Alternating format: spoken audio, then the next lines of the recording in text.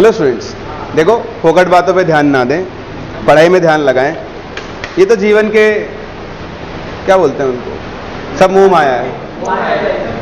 ठीक?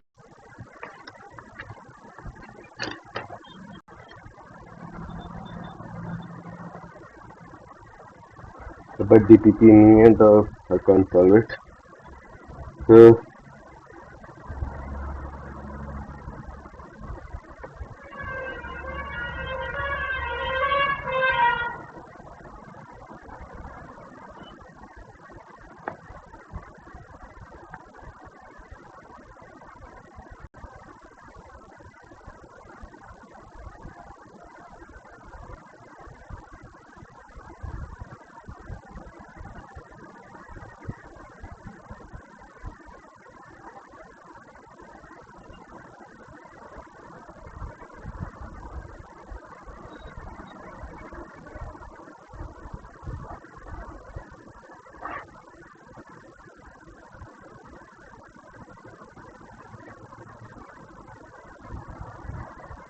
ठीक है, तो डोंट गेट डिस्ट्रैक्टेड, इसमें आपके ज़्यादा फायदे नहीं है। इसी बात पर मैंने आपको होमवर्क दे रखा है, डीपीवी नंबर 2 और 3। 2 दिया था, अच्छा 2, डीपीवी नंबर 2, सॉरी गलती हो गई। हाँ भाई, डीपीवी नंबर 2 के आंसर्स लिखें। हाँ, फर्स्ट का answer B Bombay, second C Calcutta, very good. Third B Bombay, fourth B Bombay, fifth A Agra, sixth D Delhi, seventh A Agra, eighth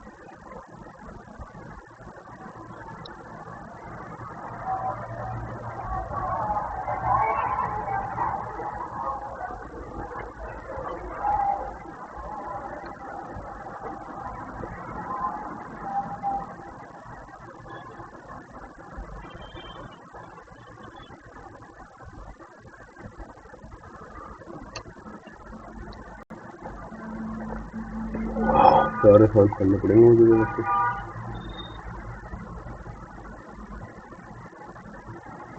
B Bombay, ninth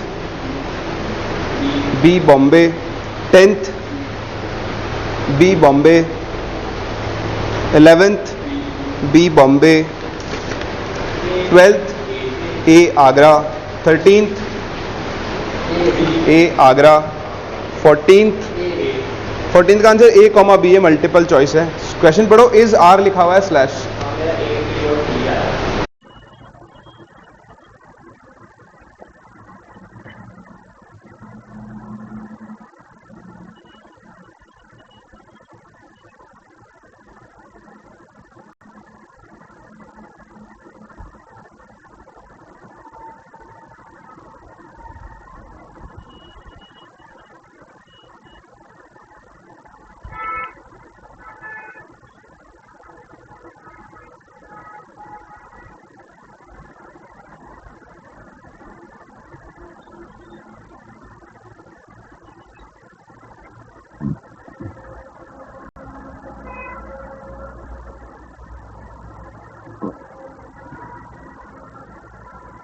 D तो नहीं आ रहा, ए और बी आ रहा है।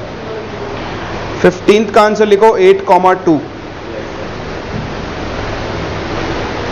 16th का आंसर है ए। 17th is D Delhi. 18th is a और 19th का आंसर है 896 ml O2। 896 ml O2।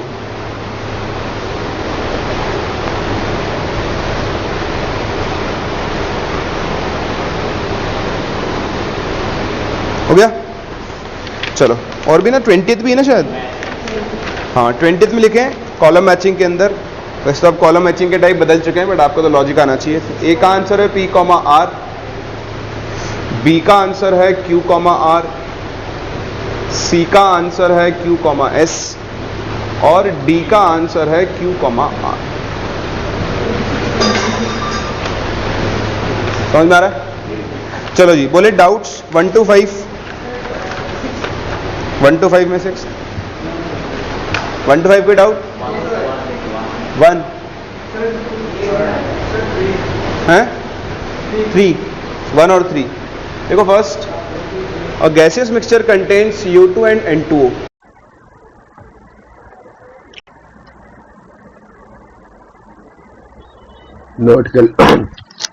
Note कर लेता हूँ, क्या पता मेरे को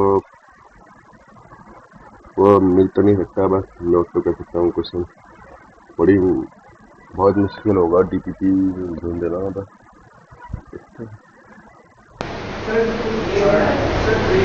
हैं 3, 1 और 3।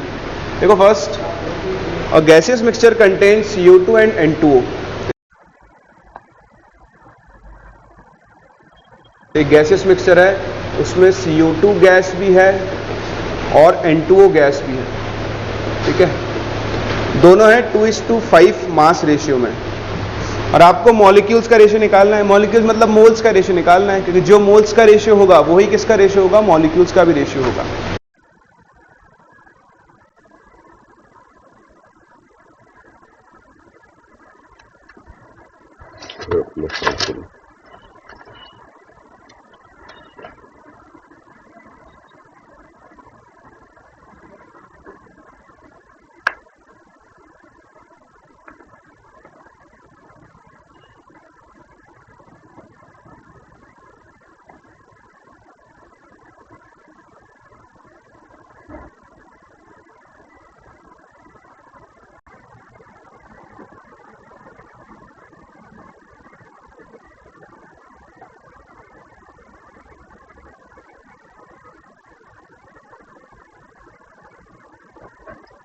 इसको डिवाइड करो इसके मोलर मास से 44, मास रेशियो को मोल रेशियो में बदलना है। इसको डिवाइड करो इसके मोलर मास से, शायद ये भी 44 ही आ जाएगा।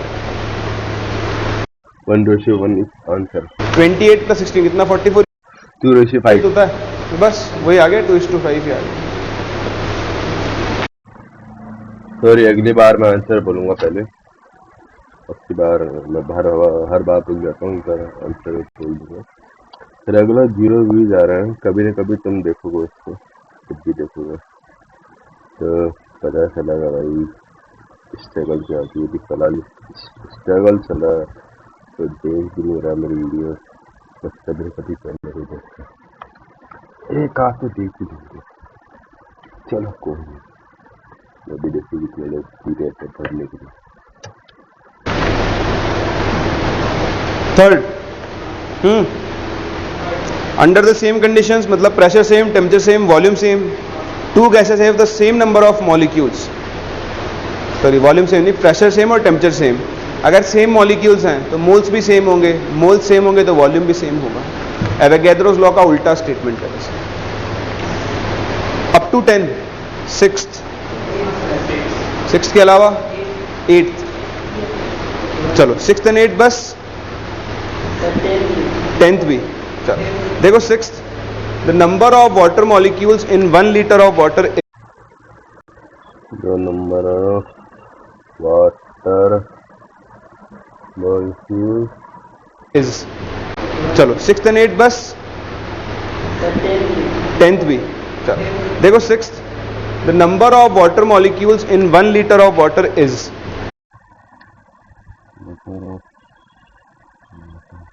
तो देखो 1 लीटर वाटर क्या होता है, चलो मैं सॉल्व करता हूँ। The number of water molecule,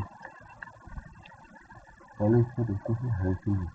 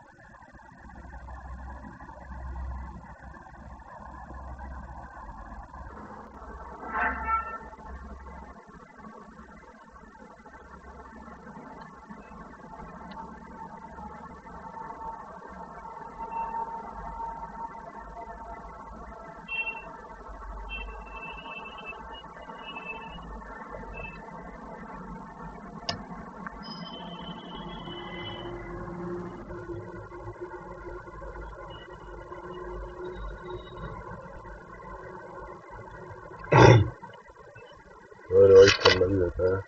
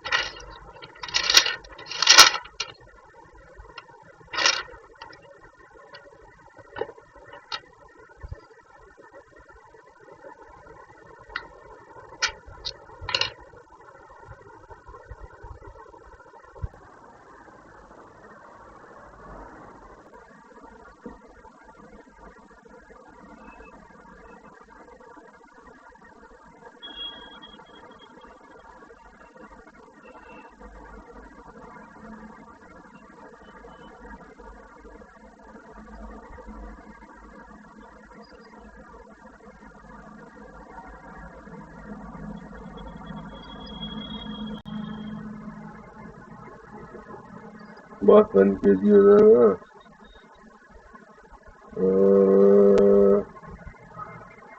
लगता है 9 सेकंड डॉलर में 1/18 ये 1000/18 आंसर होगा भाई। 1 लीटर इज 1000 ml वाटर 1000/18 होगा। बताओ 1000 ml वाटर का मास कितना हो जाएगा? 1000 ग्राम्स होगा। बस 1000 ग्राम H2 होगा कि वाटर की डेंसिटी कितनी होती है 1। कभी भी वाटर मिल जाए आप ऐसे ही सॉल्व करो। अब आप देखो 1000 डिवाइडेड बाय 18 कितना आएगा? 55.5 मोल्स। आपको क्या बताना है? Number of molecules into Na कर दो, आंसर आ गया डी ऑप्शन। सही है? इनटू Na करना बोलते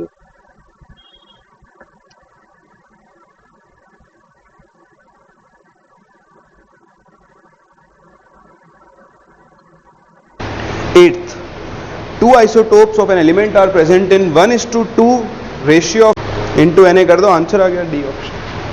सही है? 8th, 2 isotopes of an element are 2 isotopes of an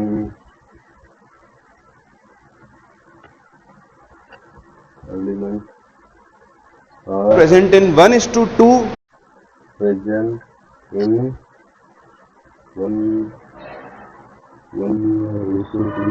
ratio of number.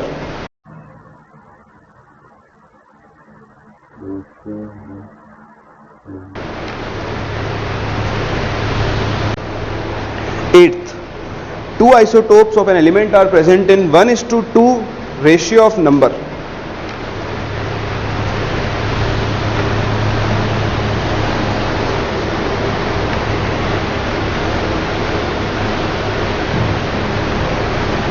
एक आइसोटोप है M, एक का मास नंबर है M + 0.5। ठीक है, दोनों 1:2 रेशियो ऑफ नंबर में प्रेजेंट है। तो देखो मैंने आपको बताया जो इनके नंबर ऑफ एटम्स का रेशियो होगा। बताओ नंबर ऑफ एटम्स से मोल्स निकालने के लिए क्या करोगे? Divide by Na। क्या करोगे? डिवाइड बाय Na करोगे। इसको डिवाइड बाय Na करो, इसको डिवाइड बाय Na करो। ये क्या करोगे? 1:2 रेशियो ऑफ नंबर में प्रेजेंट है।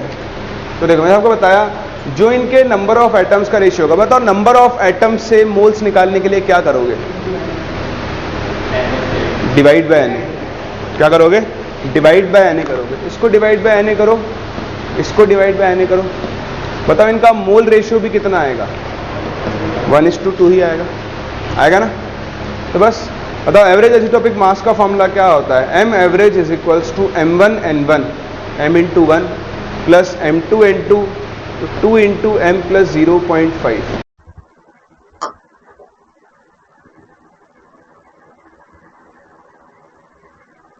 अपॉन N1 प्लस N2 हो गया 3। इसको सॉल्व करना। अच्छा मीन मास नंबर बताना है तो एक सेकेंड। हाँ तो मीन मास नंबर तो M एवरेज के बराबर ही होगा ना। आंसर नहीं आ रहा? देख लेंगे, सॉल्व तो करो। 3m + 1/3 ऐसा तो कोई है ही नहीं। 2 isotopes of an element are present in 1:2 ratio of number। ठीक है, having mass number m and m plus 0.5 respectively, the mean mass number of element will be, वही average molar mass, mass number atomic mass के बराबर होता है ना, तो आपका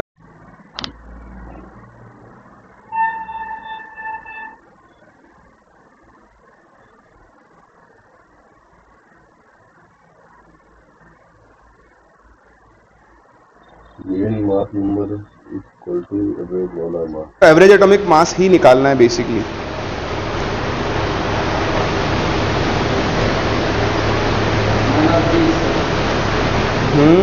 हाँ यार, लग तो नन ऑफ दीज ही रहा है इससे। क्या?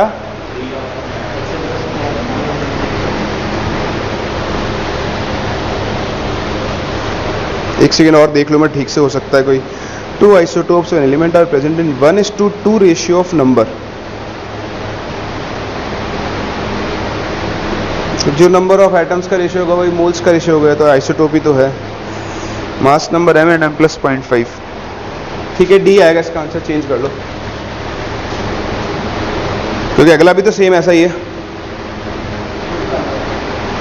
9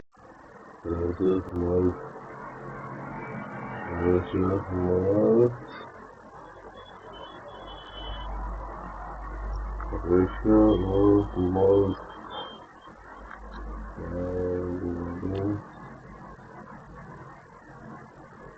number of atoms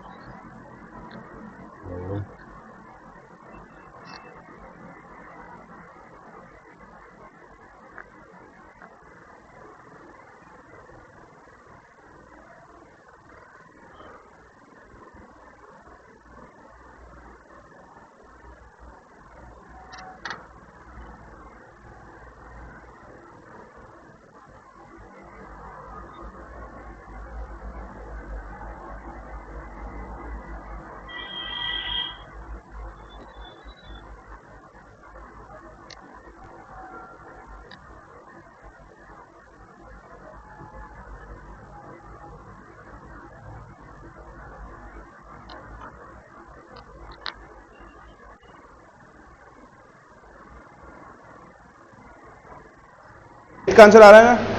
हाँ तो फिर ठीक है, 8th का आंसर डी कर लो करेक्ट करके, इससे तो यही आएगा बस। 10th बताना है। देखो 10th आपको इंफॉर्मेशन एनालाइज करनी थी ठीक से, वहीं पे आपसे मिस्टेक हुई होगी।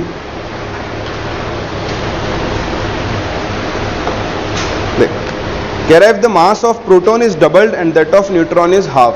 देखो मिस्टेक हुई होगी। देख कह रहा है if the mass of proton is doubled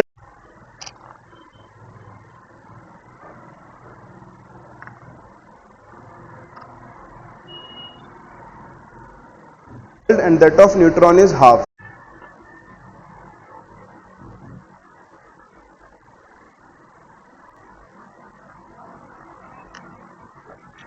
देखो ऐसी क्वेश्चन कभी भी आए ना, पहले आप एक काम की बात सोचो, पहले अपनी कैलकुलेशन के ऊपर ध्यान दो, बेसिक चीजों के ऊपर।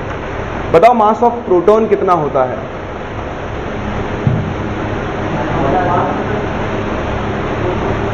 मास ऑफ प्रोटॉन कितना होता है? क्या क्या क्या? 9 × 10⁻⁻28। और इलेक्ट्रॉन का मास क्या होता है? हाँ, आप क्या कह रहे हो? नहीं क्या यार, ये तो याद रखो, 1.66 × 10⁻⁻24 ग्राम्स। बताओ ये वैल्यू किसके इक्वल होगी? 1 AMU। याद करो। अच्छा बताओ न्यूट्रॉन का मास कितना होता है? सेम ही होता है ना, अप्रॉक्सीमेटली सेम होता है। तो बात यह है कि प्रोटॉन का मास और न्यूट्रॉन का मास बराबर होते हैं किसके इक्वल? 1 AMU के इक्वल। तो जैसे 5 प्रोटॉन हैं किसी के न्यूक्लियस में और 10 न्यूट्रॉन है मान लो, तो 10 और 5 उसका मास कितना हो जाएगा? 15। उसी को आप मास नंबर बोलते हो, उसके आगे AMU लगा दो, वही क्या बन जाएगा? आपका एटॉमिक मास बन जाएगा। समझ में आ रही बात? अब आप इस क्वेश्चन को दोबारा पढ़ो कि बताओ अगर प्रोटॉन के मास को डबल कर दिया जाए और न्यूट्रॉन के मास को आधा कर दिया जाए तो मॉलिक्यूलर वेट ऑफ CO2 पे क्या फर्क पड़ेगा? अभी आप बात करो एट प्रेजेंट।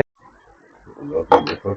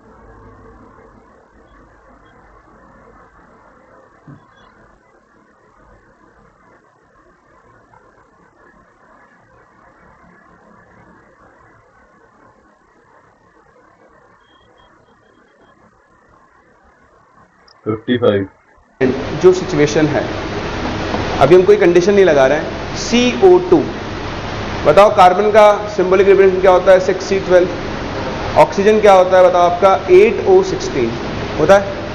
बताओ कार्बन में कितने न्यूट्रॉन्स हैं? देखो 6 तो हैं प्रोटॉन्स और 6 ही है न्यूट्रॉन्स। यहाँ पर 8 प्रोटॉन्स और 8 न्यूट्रॉन्स है। तो कार्बन में गिनो, इतना भी छोड़ो, क्यों दिमाग लगा रहा हूँ, पर हाँ लगाना पड़ेगा एक्चुअली, उसके बिना काम नहीं चलेगा। तो देखो कार्बन के अंदर 6 प्रोटॉन्स, इसके अंदर 8 टू ज़ा 16, 22 प्रोटॉन्स प्लस 22 न्यूट्रॉन्स। ठीक है ना? इसको ऐसे नहीं लिख के मैं ऐसे लिख रहा हूँ, 22 into mass of each proton plus 22 into mass of each neutron. बोलो सही है? जैसा मैंने यहाँ ऊपर प्रूव किया, मास ऑफ प्रोटॉन न्यूट्रॉन क्या है अपने लिए? बराबर। तो मैं इसको ऐसे लिख सकता हूँ 44 टाइम्स मास ऑफ प्रोटॉन। बोलो इसमें किसी को डाउट हो, समझ में नहीं आ रहा हो तो? समझ में आ रही कहानी इतनी? अब इस पे लगाओ नई कंडीशन। वो कह रहा है कि नई कंडीशन क्या हो चुकी है कि प्रोटॉन का जो नया मास है वो पुराने मास का डबल होना चाहिए, यही कह रहा है। और न्यूट्रॉन का जो नया मास है वो उसके पुराने मास का कितना होना चाहिए? आधा। समझ में आ रहा है? तो अगर अब नई कंडीशन लगा दूं तो CO2 का मास कितना आना चाहिए भाई? CO2 में था 22 प्रोटॉन्स इंटू नया मास ऑफ प्रोटॉन यूज करोगे, उसमें थे 22 न्यूट्रॉन्स, उसमें आप नया मास ऑफ न्यूट्रॉन्स यूज करोगे। बताओ करोगे या नहीं करोगे? करोगे? कोई डाउट है इसके अंदर? अब आप देखो, ये तो है नए मास। नए मास को दोबारा से पुराने मास की फॉर्म में लिखो तो कितना हो जाएगा? 22 इंटू 2mp प्लस, बताओ ये कितना बनेगा? 22 इंटू mn/2 बनेगा। तो इक्वेशन क्या बना? ये इक्वेशन बना 44 into mass of proton plus 11 into mass of neutron. और ये तो अपने को पता ही है कि पुराने मास क्या थे? सेम। तो मैं mn की जगह mp लिख सकता हूँ। बताओ 44 प्लस 11 कितना हो गया? तो 55 mp।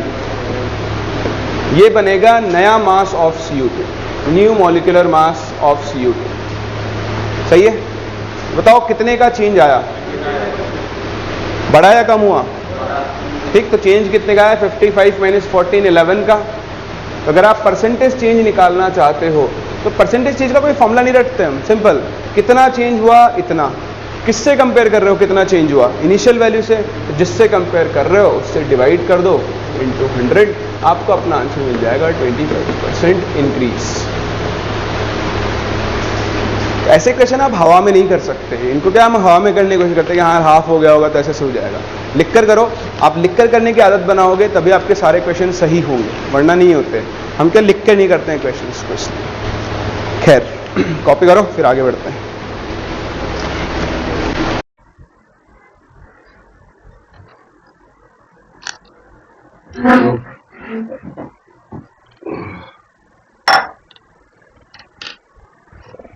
करता हूँ।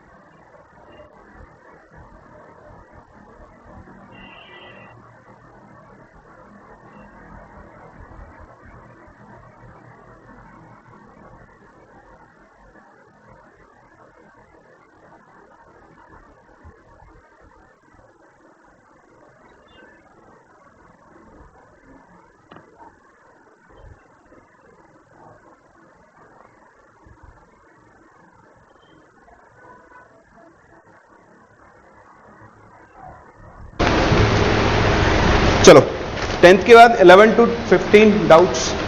क्यों आपने होमवर्क नहीं किया? क्यों? इसकी सजा मिलेगी, बराबर मिलेगी। अब सबको पार्टी देनी पड़ेगी आप।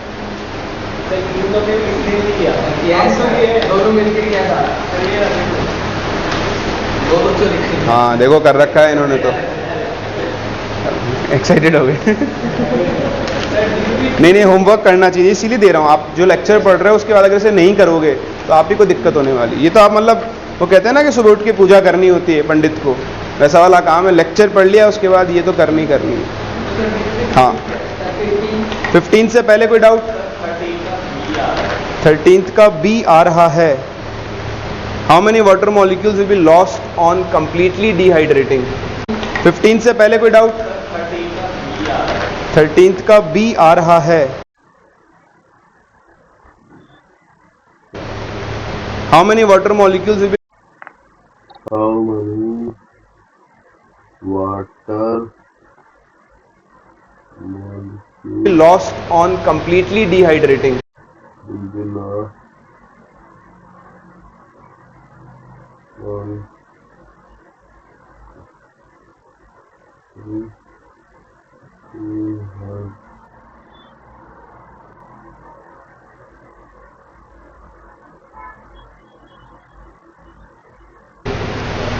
देखो इसको आप डिहाइड्रेट करोगे कंप्लीटली तो आप देखो C12, H22 और O11, बताओ इससे आप कितने वाटर मॉलिक्यूल बना सकते हो? इसका मतलब इसमें से 11H2O ही गायब हो सकते हैं सिर्फ। मतलब इसके एक मॉलिक्यूल में 11H2O मॉलिक्यूल्स हैं। बताओ इसके एक मोल में कितने होंगे? 11 मोल H2O होगा। आपके पास कितना दिया हुआ है? 0.342 ग्राम। इसका मोलर मास होता है 342 ग्राम। तो 0.342 डिवाइडेड बाय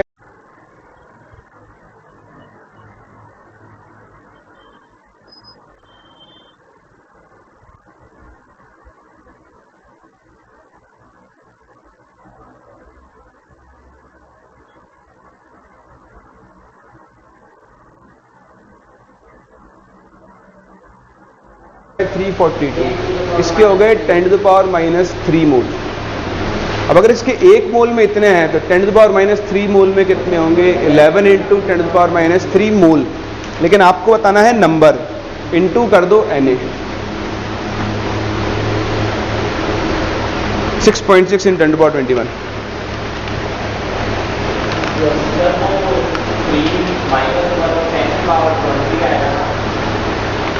देखो 11 × 6 कितना हो गया? 66 × 10⁻20। अब एक पॉइंट इधर शिफ्ट करना है तो 10 से डिवाइड भी करो और 10 से मल्टीप्लाई भी करो। ये तो चला गया पॉइंट।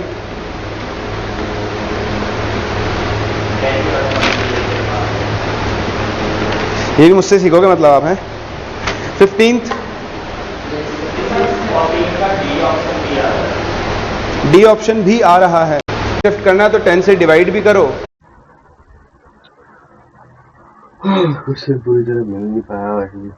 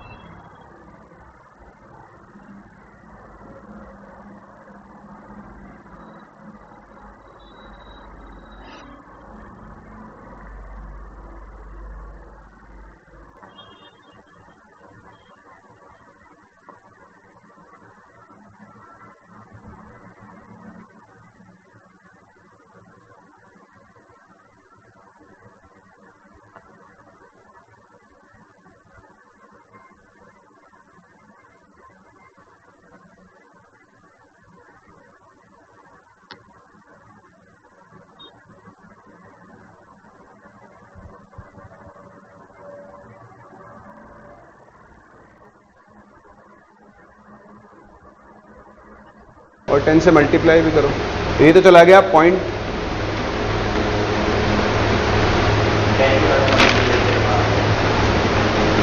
ये भी मुझसे सीखोगे मतलब आप हैं। 15th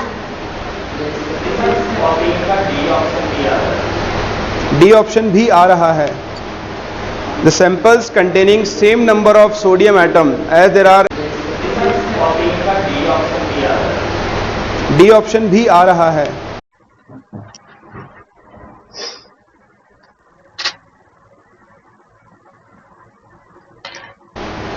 The samples containing same number of sodium atoms.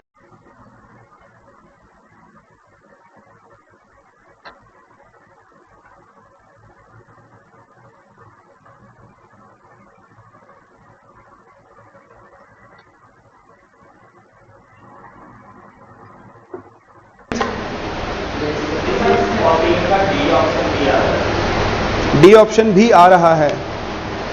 The samples containing same number of sodium atom as there are Na atoms in 5.3 gram.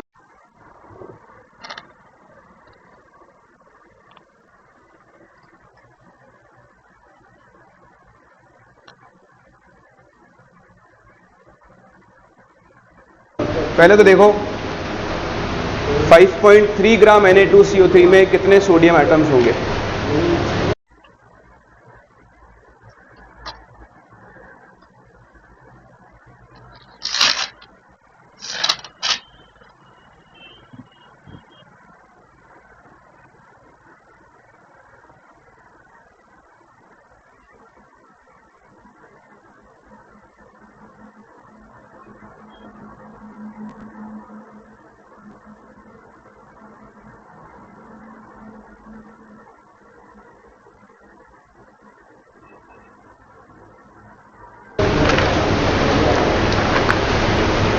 आपके पास है 5.3 ग्राम Na2CO3।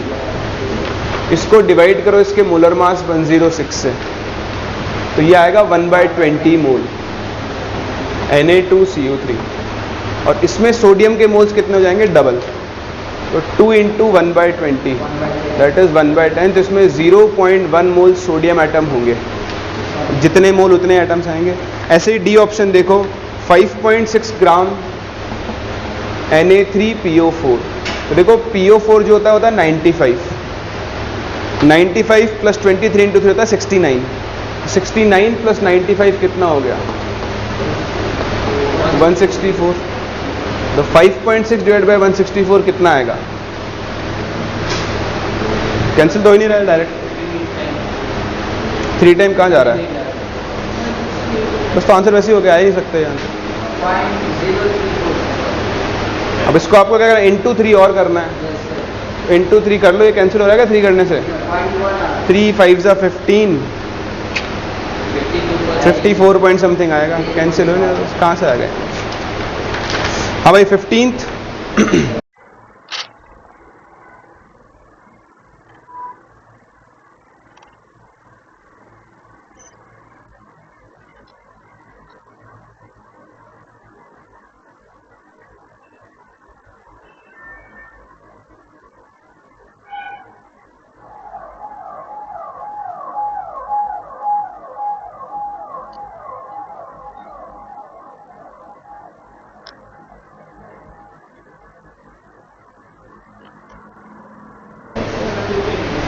इसमें क्या हो गया?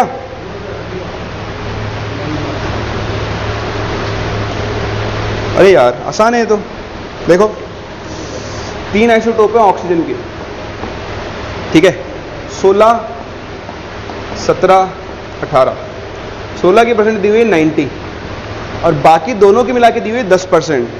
तो मान लो ये x है, तो बताओ ये कितना होगा? 10 - x। इसका एवरेज मोलर मास दिया हुआ है 16.12। लगा दो formula m1 × n1 plus m2 × n2 plus m3 × n3। का एवरेज मोलर मास दिया हुआ है 16.12।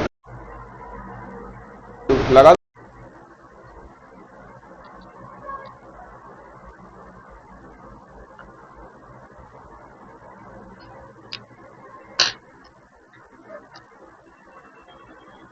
तो formula m1 × n1 plus m2 × n2 plus m3 × n3 divided by n1 plus n2 plus n3 is equals to m average. आगे तो आप समझदार हो।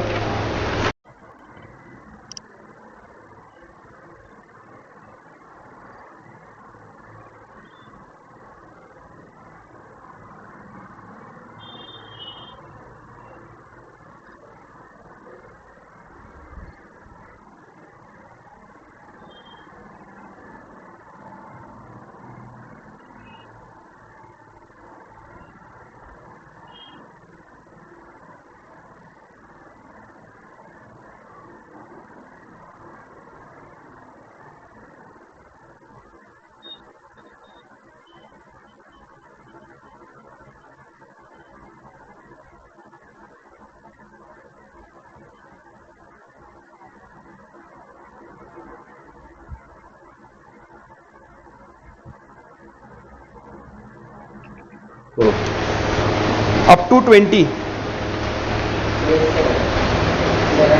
19 तो बताना ही है ना, उसके अलावा बोले 17 बस।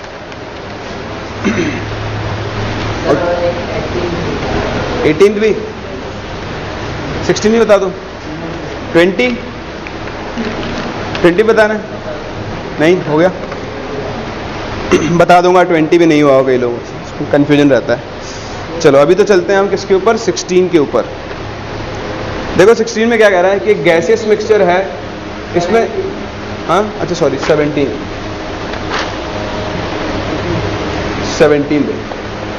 देखो कुछ लोगों से 16 भी नहीं हुआ होगा क्योंकि आपके अलावा और भी तो लोग हैं हमारे पास, है ना। 16 जिनसे मैं उनको हिंट दे देता हूं, आप कर लेना। एक्स और वाई दो गैसेस हैं, इनका मोल रेशियो दिया हुआ है H2B, ठीक है। उस केस में इसका एवरेज मोलर मास आ रहा है 20। एक्स कितना है इसका 16 और वाई कितना है 28। तो आप एम एवरेज का फॉर्मूला लगाओ,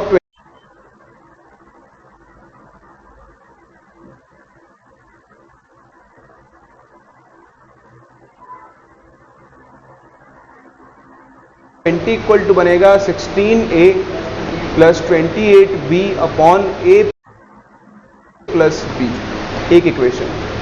फिर वो कह रहा है कि अगर वो इस रेशियो को उल्टा कर दे, यानी x का रेशियो हो जाए B और y का हो जाए A, ठीक है। तो ये कितना हो गया 16 और ये कितना हो गया 20। अब जो नया एवरेज मोलर मास आएगा 16B plus 28A upon A plus.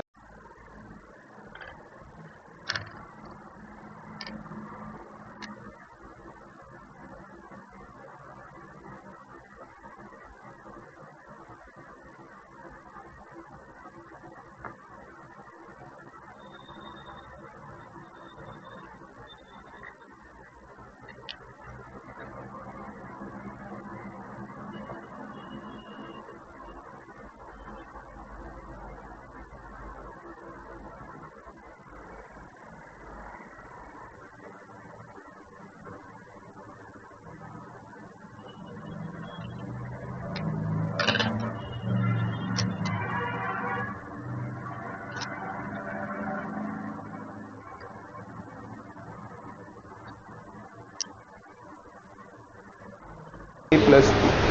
तो ये कैसे निकाला जाए, बहुत आसान है। यहां से ना आप a बाई बी की वैल्यू निकाल लो, या a की वैल्यू b के टर्म्स में निकाल के यहां रख दो, a सारा कैंसिल हो जाएगा, आपको अपनी वैल्यू मिल जाएगी, है ना। चलो अब बात करते हैं 17 की।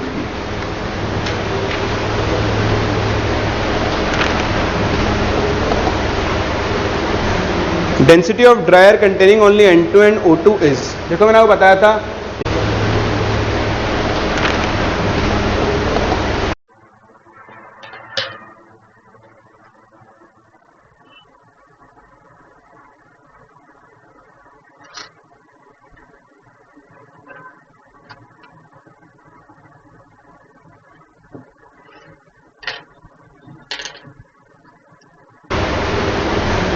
Density of dryer containing only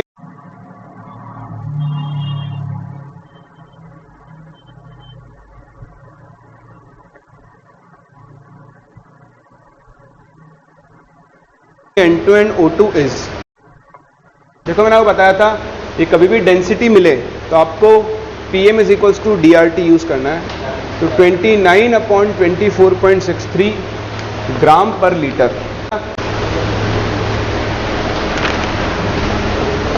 का आला जाए। Density of dry air containing only end to end containing only end-to-end O2 is, देखो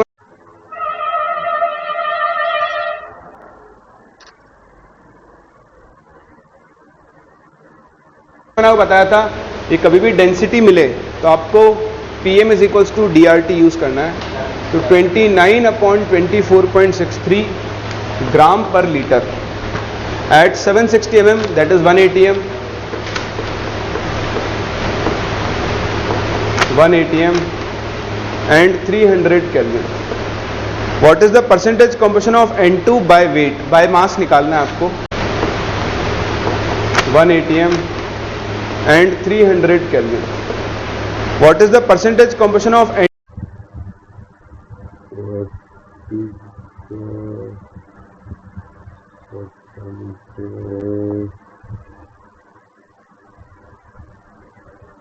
atm 1 atm and 300 Kelvin. What is the percentage composition of N?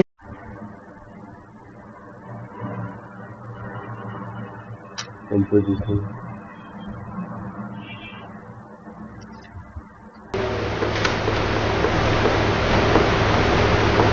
1 atm and 300 Kelvin. What is the percentage composition of N2 by weight?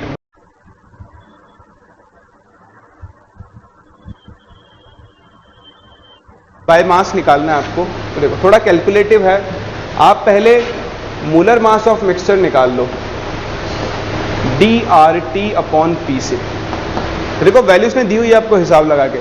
Density कितनी दी हुई है 29/24.63, R की value 0.0821, temperature है 300। याद है मैंने आपको वैल्यू याद रखने को कहा है। 300 इंटू 0.021 हमेशा कितना आता है 24.63। ये याद रखो, एक टूल है छोटा सा, बहुत जगह काम में आएगा आपके। और नीचे प्रेशर है 180, तो देखो इससे गया, बताओ मोलर मास कितना आ गया 20। अब आपके पास एयर है जिसका मोलर मास 29 है।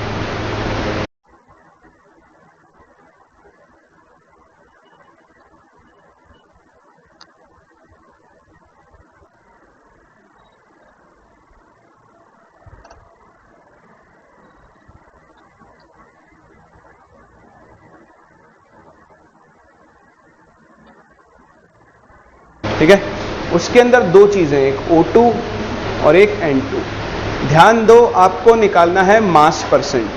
तो आप मान लो किसी भी एक का, किसका निकालना है, N2 का निकालना है ना। एक O2, बताओ मोलर मास कितना आ गया 20।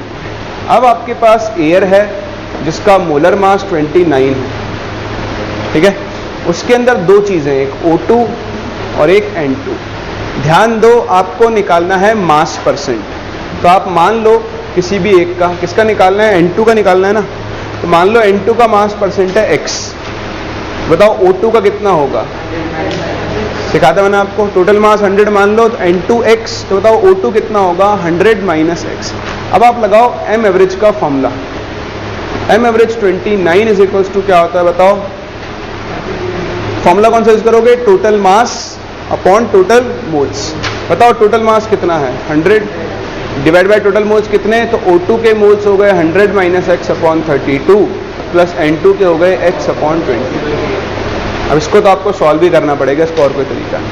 मोल्स कितने, तो बताओ फॉर्मूला कौन सा यूज करोगे, total mass upon total moles. Average का फॉर्मूला m एवरेज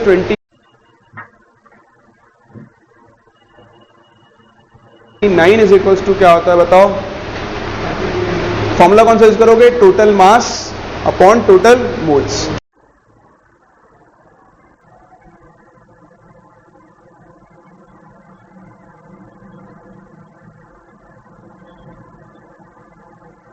बताओ टोटल मास कितना है 100 डिवाइड बाय टोटल मोल्स कितने, तो O2 के मोल्स हो गए 100 minus x upon 32 plus N2 के हो गए x अपॉन 20।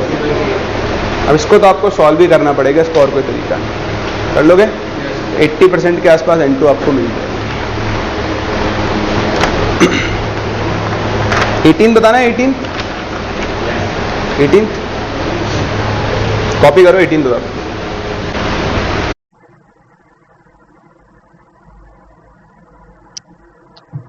बहुत लंबा खिंच गया।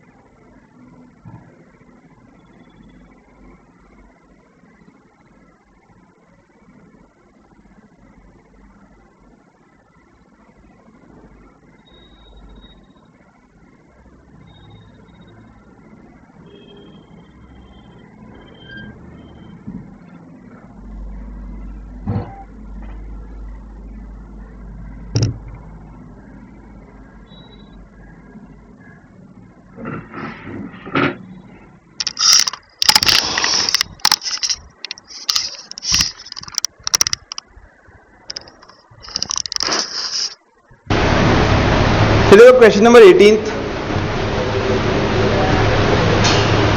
ये आपसे कह रहा है कि the density of air is इतना at STP, identify which of the following statement is correct. देखो साफ साफ बोला है एसटीपी, ठीक है। एसटीपी पर हम जानते हैं एक मोल गैस का वॉल्यूम कितना होगा, 22.7। ये आपसे कह रहा है कि the density of air is इतना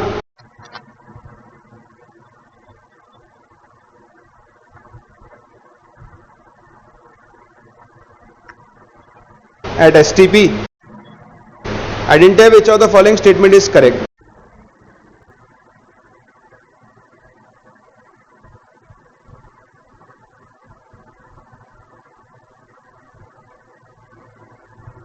Question number 18 ये आपसे कह रहा है कि the density of air is इतना at STP, identify which of the following statement is correct. देखो साफ साफ बोला है STP, ठीक है। एसटीपी पर हम जानते हैं एक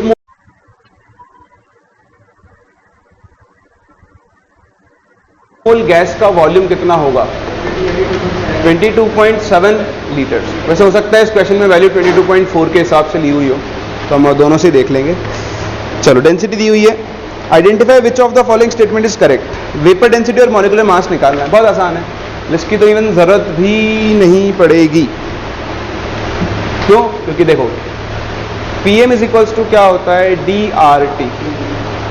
तो आपको दी हुई है डेंसिटी 0.001293, R की वैल्यू 0.0821, STP पे टेम्परेचर कितना होता है 273 केल्विन अपॉन प्रेशर आप कितना ले लो 1। यहाँ से आएगा किसका मोलर मास डिवाइड बाय 2 क्या मिल जाएगी आपको, वेपर डेंसिटी। कर सकते हैं। अगला प्रश्न 19th।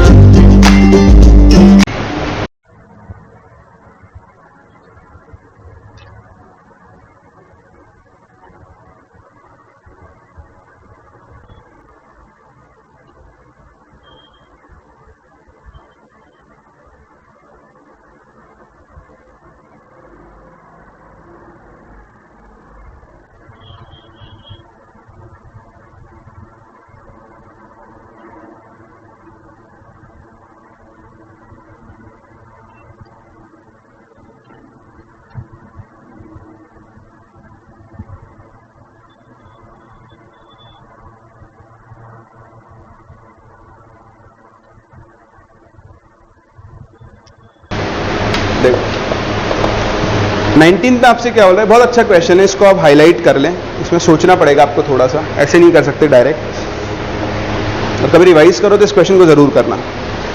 120 ml ओजोनाइड ऑक्सीजन, सबसे पहले तो देखो नाम से पता लग रहा है ओजोनाइज्ड ऑक्सीजन, जरूर करना।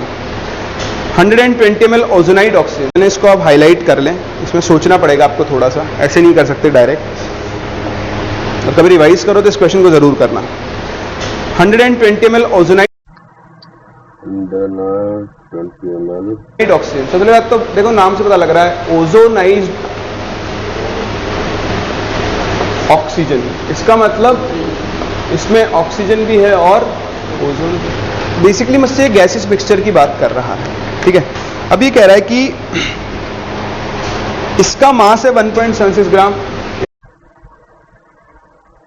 इसका वॉल्यूम है 120 ml एट STP, और इसका इस मिक्सचर का मास दिया हुआ है, mass of mixture which is 1.76 grams.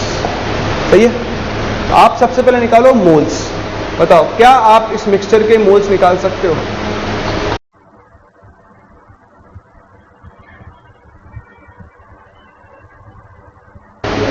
Total moles जो होंगे कैसे निकालोगे? गैसियस मिक्सचर का वॉल्यूम दिया है, उसको 22.4 लीटर से डिवाइड करते हैं, ये मिलीलीटर में है तो इसको भी मिलीलीटर में बदलो, तो यहां से आपको इसके 1/20 मोल मिलेंगे। बोलो सही है गलत? सही है। अब देखो आपको मिक्सचर के मोल्स पता है, आपको मिक्सचर का मास पता है, बताओ क्या मोल्स का formula?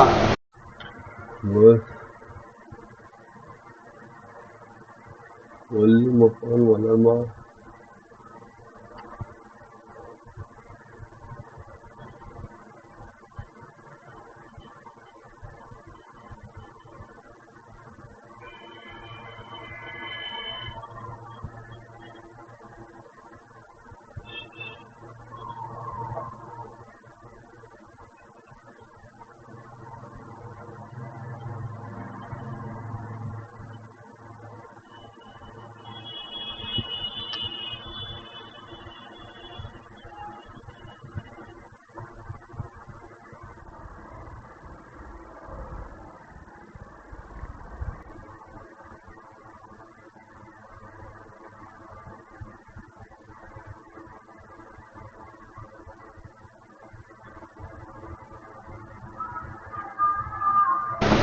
Mass upon molar mass होता है नहीं होता है?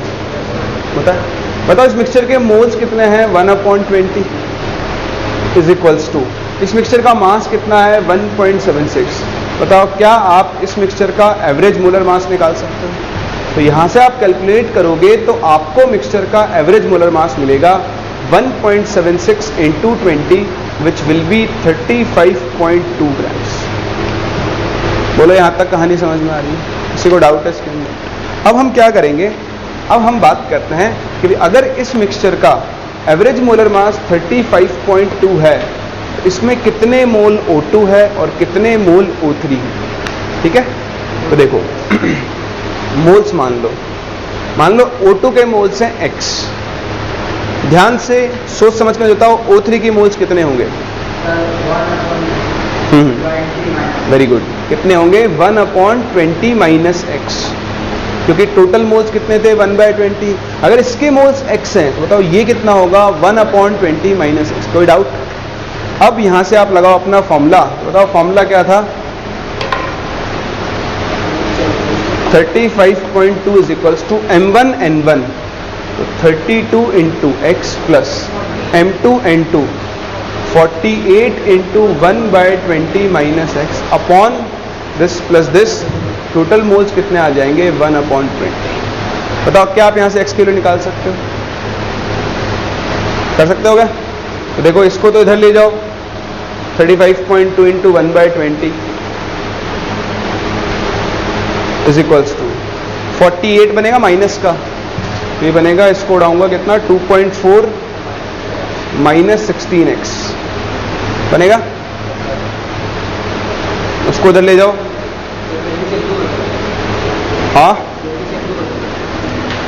हाँ या तो ऐसा कर लो, उसको छोटा कर लेते हैं यार, मुझे लग रहा है बहुत लेंदी जाएगा ऐसे तो। एक सेकंड रुको, चलो अभी तो ऐसा करते हैं 35.2 इज इक्वल्स टू 24 इंटू कितना होता है 48 माइनस 320x होगा, तो 320x इज इक्वल्स टू कितना आ गया 48/35.2। ठीक है ना, इसको भी सॉल्व मत करो आप।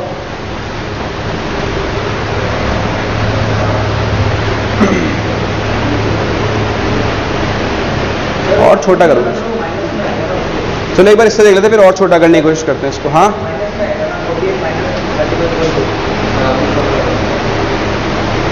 48 में, अच्छा उल्टा कर दिया मैंने, 48 माइनस 35 कितना आएगा?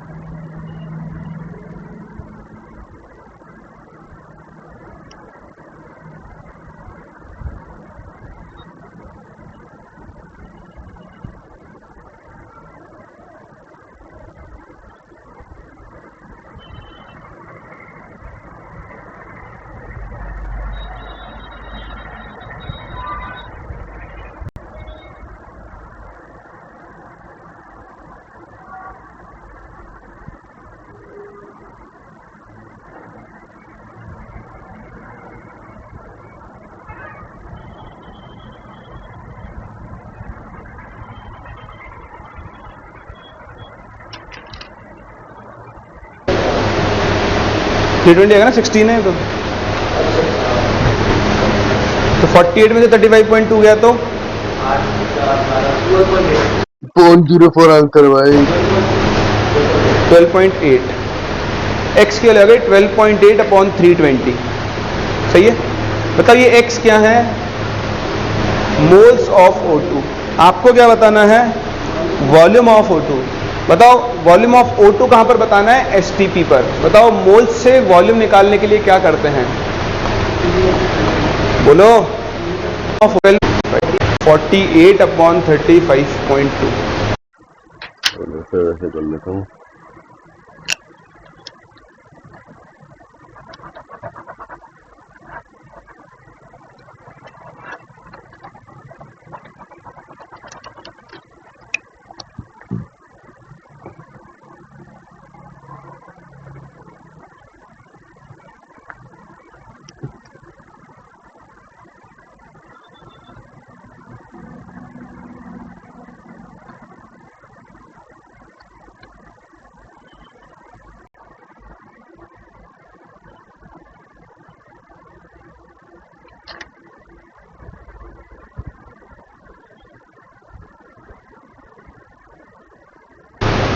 है ना। इसको भी सॉल्व मत करो आप,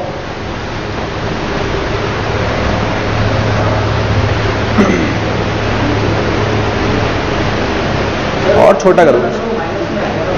चलो एक बार इससे देख लेते हैं, फिर और छोटा करने की कोशिश करते हैं इसको। हाँ,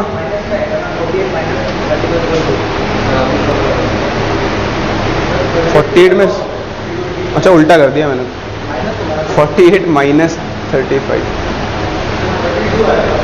कितना आएगा? 320 आएगा ना, 16 है तो 48 में से 35.2 गया तो 12.8, x की वैल्यू 12.8 अपॉन 320, सही है। बताओ ये x क्या है? Moles of O2। आपको क्या बताना है? Volume of O2। बताओ वॉल्यूम ऑफ O2 कहां पर बताना है? STP पर। बताओ मोल्स से वॉल्यूम निकालने के लिए क्या करते हैं? बोलो, हैं? मोल्स से वॉल्यूम निकालने के लिए क्या करते हैं? इनटू कर दो इसको 22.4 यानी 2400 ml। एक बार ये वैल्यू चेक करो कितनी आ रही है। इसको पूरा पूरा उड़ा रहा है, देखना है 4 से जा रहा है ना। दिस इंटू 0.4, पॉइंट से पॉइंट गया, 4 4 जा 16, 896 लीटर्स, सॉरी मिलीलीटर्स। समझ में आ रहा है? ये आपका आंसर होगा। इसे कॉपी करो, मैं एक बार देखता हूं कोई और छोटा तरीका दिखता है क्या मुझे। तो देखो इसी क्वेश्चन को करने का एक और छोटा तरीका, सिर्फ 3 लाइन में आंसर आ जाएगा आपका। ये तो कॉपी कर लिया ना आपने। देखो आपके पास एक मिक्सचर है O2 और O3 का, ठीक है। इसमें वो थोड़ा ध्यान देना होगा कि देखो उसने STP बोल दिया है, मतलब प्रेशर टेम्परेचर क्या हो चुके हैं? फिक्स। अब आप इसको एक टूल भी बना सकते हो आज के बाद हमेशा के लिए। PV इक्वल टू NRT से बात करूं तो V इक्वल टू होता है RT upon P into N। ये चीज तो हो गई कांस्टेंट, मतलब वॉल्यूम किसके प्रोपोर्शनल है? मोल्स। तो आप देखो मैंने आपको m एवरेज का एक फॉर्मूला सिखाया, that is m1 into n1 plus m2 into n2 upon n1 plus n2, सही है। देखो मैं इसी को दूसरी फॉर्म में कन्वर्ट कर रहा हूं, ध्यान देना। m1 इंटू, बताओ क्या मैं मोल्स का लिख सकता हूं? v1 into p upon RT, PV upon RT से, प्लस m2 इंटू, बताओ इसके मोल्स क्या होंगे? वही PV2 upon RT divided by PV1 upon RT plus PV2 upon RT। तो P by RT, P by RT, P by RT, P by RT cancel. बताओ m average का formula क्या बन गया? m1 v1 plus m2 v2 upon v1 plus v2। बोलो कोई doubt है?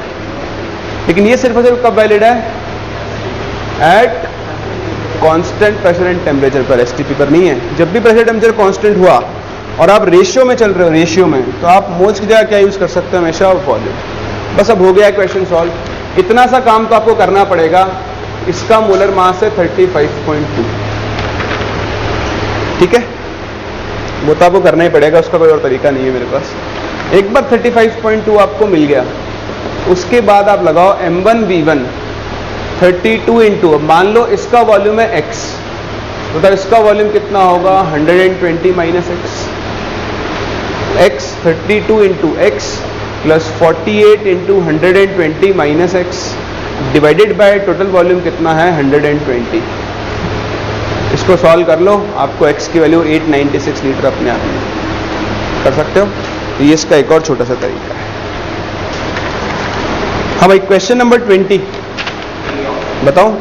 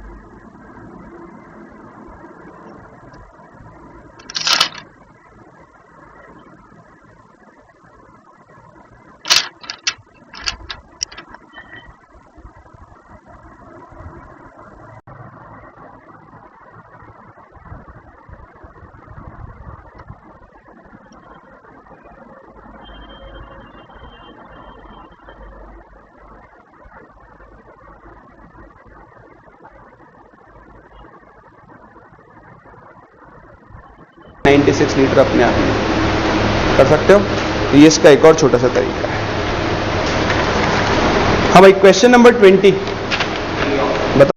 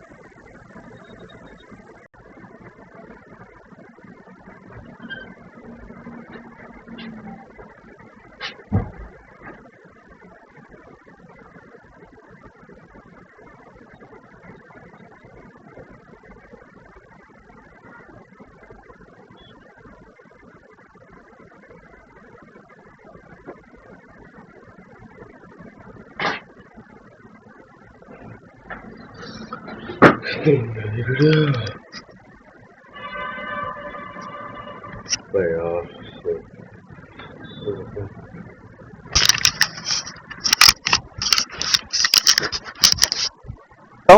एक ही बताऊंगा वैसे भी, इनमें से मैं एक बताऊंगा, उसका तरीका देख लो, बाकी सब वैसे के वैसे आप कर लेना, कैलकुलेट आपको करना पड़ेगा उसमें।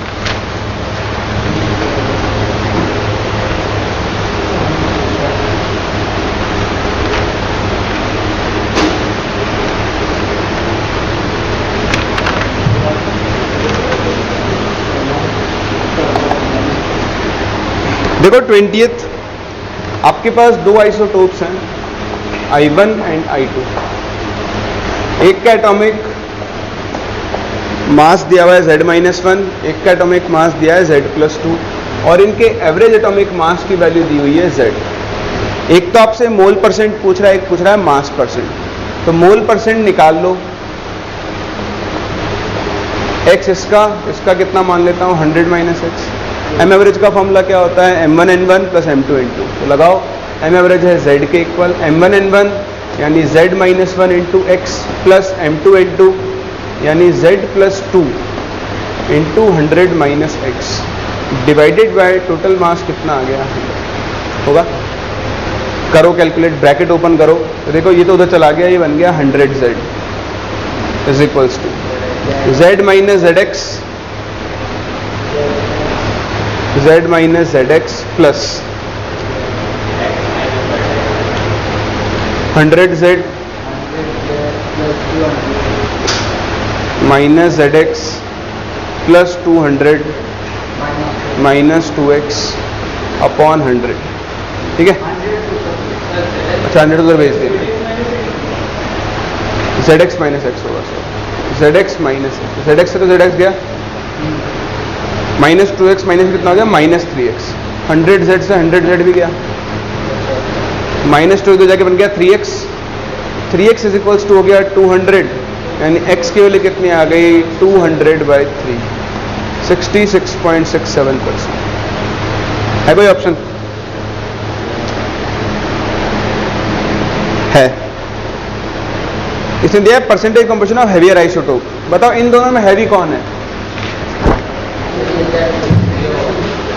अभी तो x आया है 66.67, मतलब ये कितना होगा 33.3। सही है। अब आपको निकालना है मास परसेंट। तो देखो मास परसेंट कैसे निकालोगे, आपको दोनों के मोल्स मिल गए, ठीक है। एक आइसोटोप था I1, एक था I2। इसका है 66.67%, तो मैं उसको 2/3 मोल मान लूं, है ना। 2/3.66 होता है, तो 66.67% हो जाएगा। इसके मोल्स मान लो 1/3। बोलो कोई डाउट? अब निकालो दोनों के मास।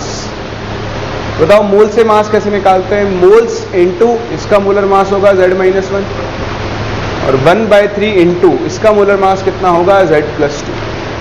बताओ अगर मुझे इसका मास परसेंट निकालना है, मास परसेंट, तो वो कैसे निकालूंगा, इसका मास 2/3 into Z-1 upon total mass 2/3 into Z-1 plus 1/3 into Z+2।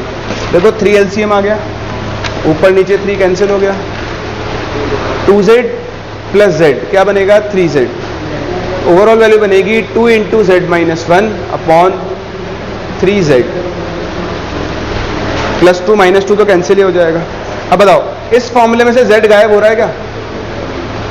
है नहीं हो रहा है ना, मतलब इसका मास परसेंट Z पर डिपेंड करता है, और नहीं होता तो फिर अपने पास कोई ना कोई आंसर आ जाता। तो इसके दो आंसर हो जाएंगे, एक P और एक R, percentage mass dependent on Z।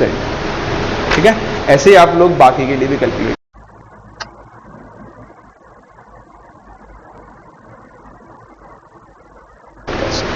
यदि अपने डीपीवी नंबर 2, डीपीवी नंबर 3 हम लोग नेक्स्ट क्लास डिस्कस करेंगे। ठीक है, चलो अब हम पढ़ लेते हैं, मेरे को आपको कुछ बताना था, है ना टाइम अभी अपने पास? ठीक है, एक टॉपिक तो कवर कर ही लेते हैं, कोई बात नहीं। डिस्कशन देखो ज़्यादा इंपॉर्टेंट पार्ट होता है, अगर आप करते हो तो, नहीं करते हो तो बहुत बोरिंग पार्ट होता है।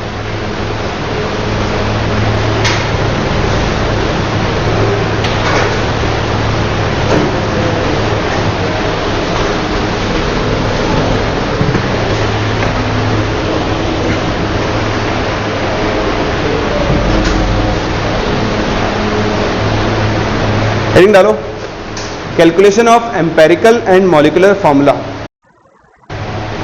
Calculation of empirical and molecular formula from combustion data, from combustion data.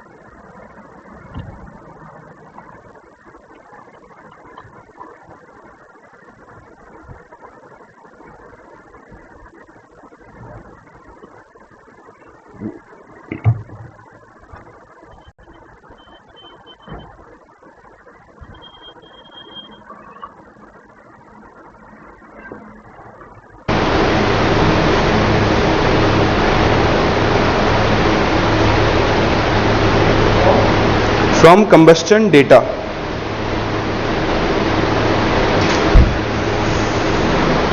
बहुत ध्यान से देखना, इसको एक बार आप समझ गए ना, इसे क्वेश्चन करना बहुत आसान होता है। देखो कई बार क्वेश्चन में क्या बोलेगा आपसे कि आपके पास एक ऑर्गेनिक कंपाउंड है।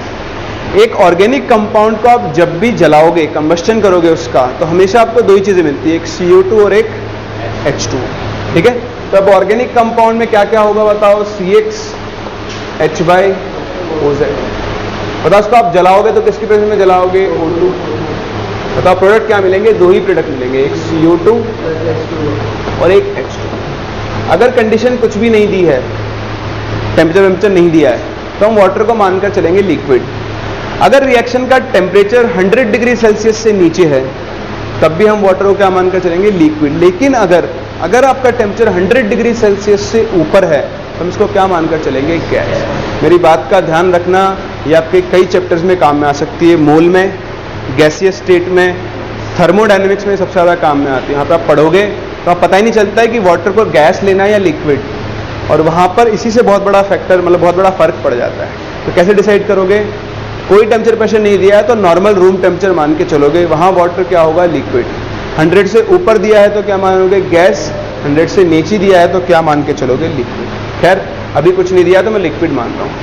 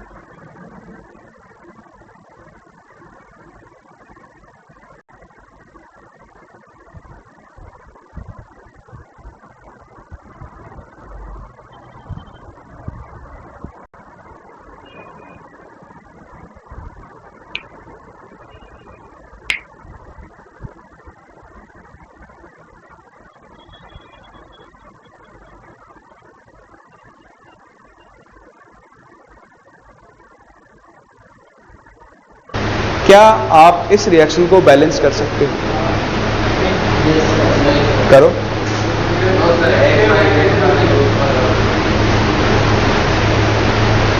एक्स वाई जेड के टर्म्स में ही कर दो ना। देखो यहाँ कितने कार्बन, तो यहाँ भी कितने होंगे एक्स।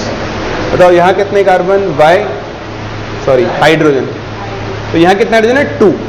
अब 2 को अगर y में कन्वर्ट करना है तो यहाँ पे y/2 से मल्टीप्लाई करो, सही है। फिर ऑक्सीजन, अब ना आप ऑक्सीजन नॉर्मल तरीके से काउंट मत करो, थोड़ा सा अलग तरीके से काउंट करो। मैं आपको सिखाता हूँ भाई। आप जब बैलेंस करोगे तो यहाँ ऑक्सीजन का कुछ ना नंबर आएगा n, आएगा नहीं आएगा? आप मैथ्स लगाओ और n ढूंढ लो, जो n के लिए है वो यहाँ रख दो, अपने आप बैलेंस हो जाएगा। ठीक है, तो बताओ इधर कितने ऑक्सीजन प्लस इधर कितने इज इक्वल्स टू इधर कितने प्लस इधर कितने। बताओ यहाँ से n की वैल्यू कितनी आ जाएगी, x plus y/4 minus z/2। कोई दिमाग नहीं लगाना यहाँ कितने ऑक्सीजन है इधर कितने ऑक्सीजन है, उससे तो आप गलत ही कर सकते हैं। सही है, चलो मैं इनकी जगह लिख देता हूँ अब ये वैल्यू कितनी, x प्लस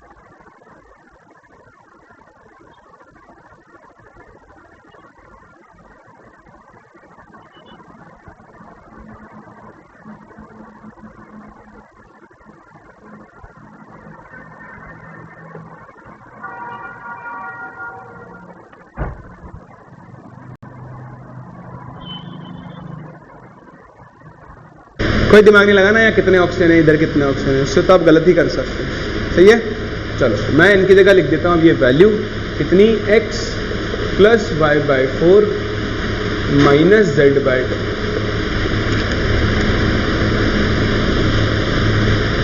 उड़ा दो ने। चलो अब आओ काम की बात पर, बहुत ध्यान से देखना, बहुत ध्यान से। अभी मैंने आपको खैर पढ़ाया नहीं पर आपको इतना आता होगा। इसका कोएफिशिएंट कितना है 1, इसका मतलब यहाँ पर कितना मोल बन रहा है 1 मोल। बताओ यहाँ CO2 का कोएफिशिएंट कितना है, मतलब इसका यहाँ कितना बन रहा होगा x मोल।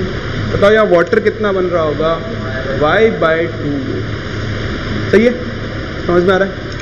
अब आप मुझे बताओ, मैं अगर आपसे इस कंपाउंड के बारे में बात करूं, बताओ इस कंपाउंड में कार्बन के मोल्स कितने होंगे, मोल्स ऑफ कार्बन एटम्स। देखो इसके एक मोल में कार्बन के कितने मोल्स होंगे, x। सही है, चलो इधर आओ, इस रिएक्शन को देखो। मतलब इस रिएक्शन से मोल्स ऑफ CO2 कितने बन रहे हैं, ये कहां से आया,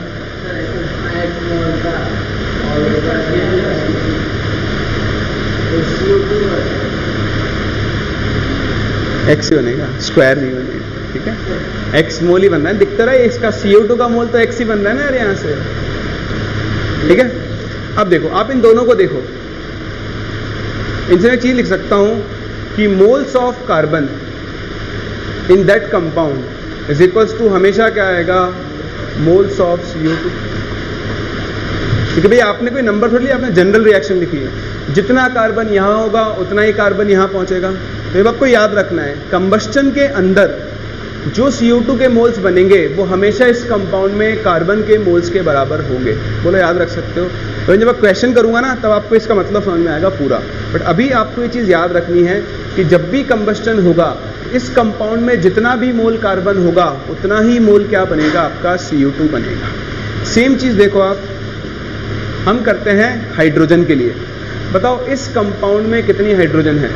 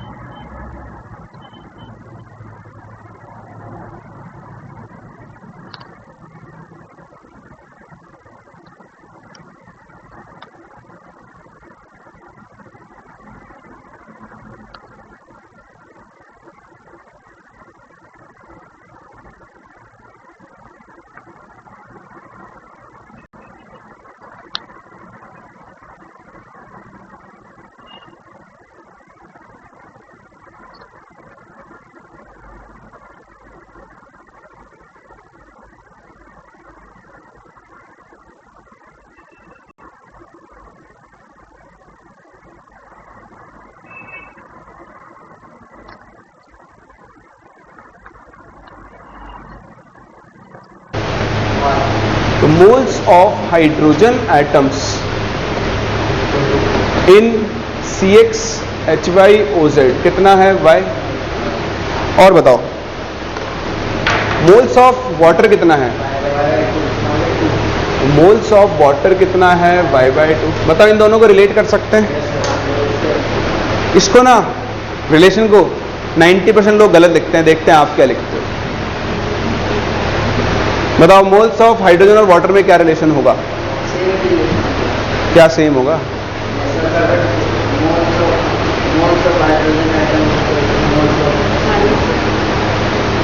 कुछ भी है, अंदर से आवाज आ रही है कि अंदर से? हाँ बोलो बोलो। Moles of hydrogen is equals to, हाँ पर पहली बार में हाफ ही बोला ना, सब लोग इसको हाफ ही बोलते हैं, जबकि एक्चुअली क्या होगा, मोल्स ऑफ हाइड्रोजन कितना होगा? Twice of moles of water.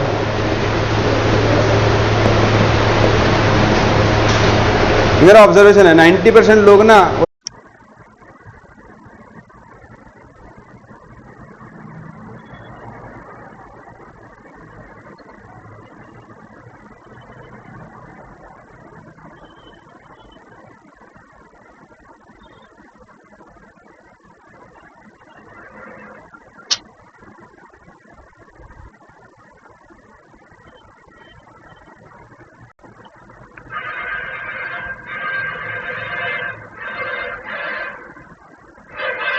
सही है, समझ में आ रहा है?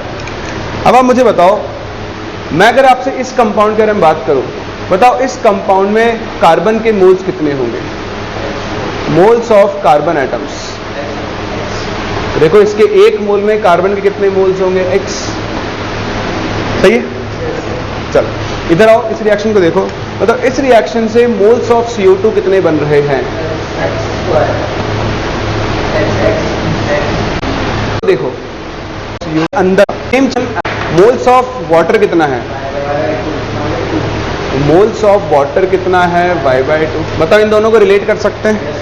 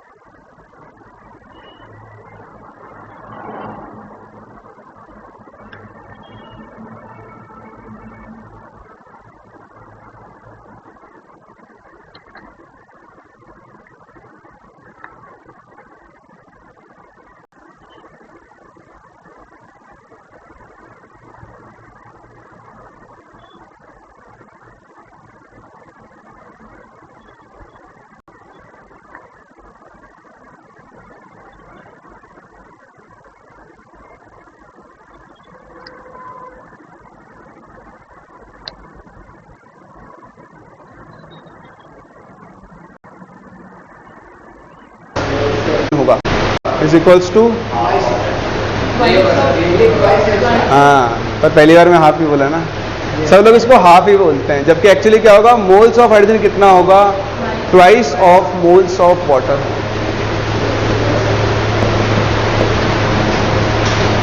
मेरा ऑब्जर्वेशन है 90% लोग ना, वो तो आपको मैंने पहले बोल दिया, इसलिए अगर मैं नहीं बोलता ना तो आप इतना नहीं सोचते। नहीं नहीं, आपके लिए नहीं कह रहा, आपने सही बोला है, पर वो बता रहा हूँ इन जनरल ये होता है, ठीक है। तो मोल्स ऑफ हाइड्रोजन कितने होंगे, twice of moles of H2O।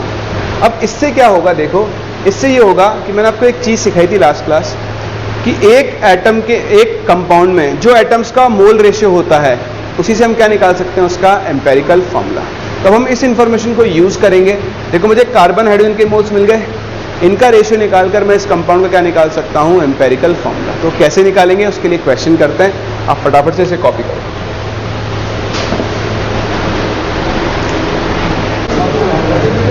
चलो देखो क्वेश्चन, क्वेश्चन लिखो। 1.4 ग्राम, जैसे करो दूसरा करवाता हूं, 1.4 लिखा, आप लिखो 3 ग्राम, जरा अच्छा है, of an organic compound, OC लिख लो, when burned in excess of air gave 4.4 gram CO2 and 1.8 gram H2O.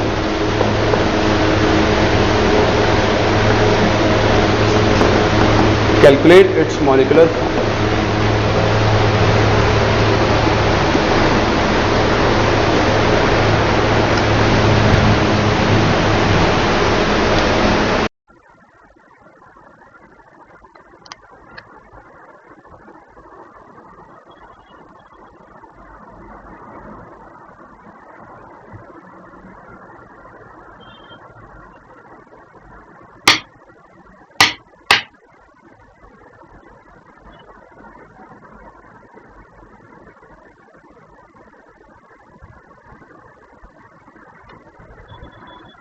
C4.4, अच्छा,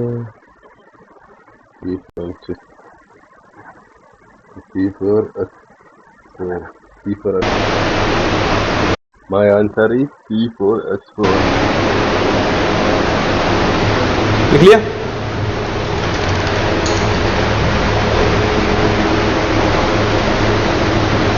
अब देखो क्वेश्चन को करना कितना आसान है।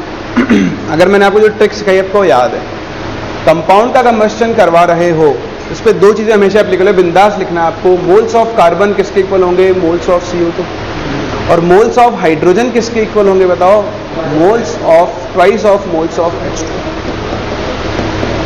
ठीक है, तो आपका ऑर्गेनिक कंपाउंड है ना, बताया ऑर्गेनिक कंपाउंड लिखा है, तो आपको मान के चलना है कि उसमें ऑक्सीजन तो होगी होगी नहीं होगी वो अपन बाद में बात कर लेंगे, बट अपने को मान के चलना है कि होगी।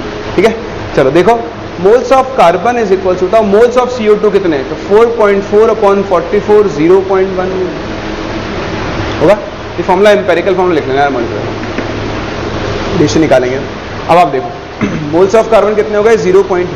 इधर से आप निकालो मोल्स ऑफ हाइड्रोजन, तो 2 × 1.8/18 बताओ कितने हो जाएंगे, 0.2 हो गया।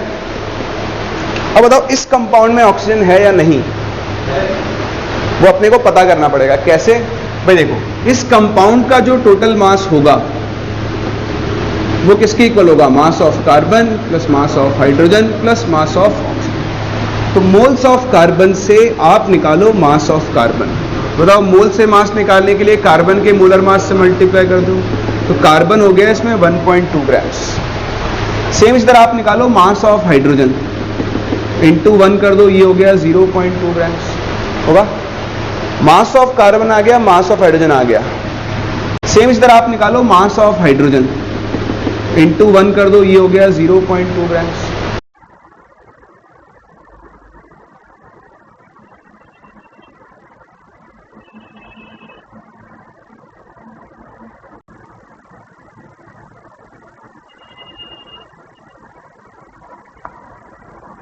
होगा? मास ऑफ कार्बन आ गया, मास ऑफ हाइड्रोजन आ गया। देखो कंपाउंड का मास था 3 ग्राम, 1.2 प्लस 0.2 1.4, तो यहाँ से ऑक्सीजन का मास आ रहा है 1.6 ग्राम। अगर ये मास 0 आ जाता मतलब इस कंपाउंड में ऑक्सीजन नहीं होती। तो अब तो देखो दिख रहा है कंपाउंड में ऑक्सीजन है। अब अगर आपको इस कंपाउंड में ऑक्सीजन का मास मिल गया है तो यहाँ से आप ऑक्सीजन के मोल्स निकाल लो। कितना आ जाएगा? 1.6 डिवाइड बाय 16 कितना हो गया? 0.1। तो इस तरह से कभी भी आपको कंबस्शन डेटा दिया हुआ हो तो आप कार्बन, हाइड्रोजन, ऑक्सीजन इन सब के क्या निकाल लो? मोल्स। अब जो इनका मोल रेशियो होगा किसका? कार्बन, हाइड्रोजन और ऑक्सीजन का। तो मोल रेशियो का कितना होगा? कार्बन का मोल रेशियो होगा 0.2, हाइड्रोजन का मोल्स कितना?